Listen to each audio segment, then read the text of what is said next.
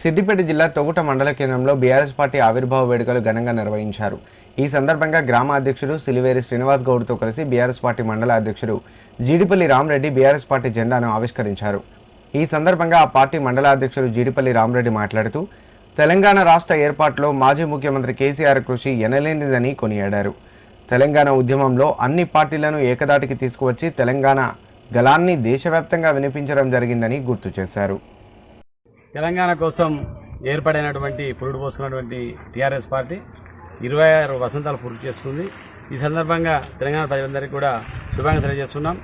60 ఏళ్ల గోసను 60 ఏళ్ల అరిగోసను పారదోలాలని చెప్పి ప్రత్యేక తెలంగాణ ఏర్పడే లక్ష్యంగా 2001 ఏప్రిల్ 27న మన కేసీఆర్ గారి ఆధ్వర్యంలో పిడికేడు మందితో ప్రారంభమైన ఈ పార్టీ మీద ఆనాడు ఎంతోమంది విమర్శలు చేశారు.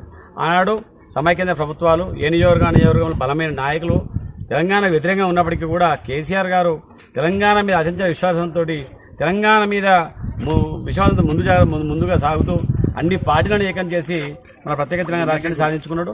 2 ఎంపీలతోటే పార్లమెంటు గలగలాడిచ్చిండు, ఢిల్లీ మెడలు వంచిండు, తెలంగాణ ఆవశ్యకత వివరించిండు. కొంతమంది ఏమన్నారంటే తెలంగాణ వద్దు అన్నలు కూడా వాళ్ళ నోటితోటే తెలంగాణకు మేము అడ్డంగా ఏర్పాటు చేస్తాం, మేము అడ్డం మేము రామని చెప్పి కూడా తెలియజేసారు. అలాంటి కేసీఆర్ గారు 26 సంవత్సరాల పాటు పార్టీని ముందుకు తీసుకెళ్లిండు. తెలంగాణ ఏర్పాటు చేసిన తర్వాత నిధులు నియామకాలు సాధించిండు.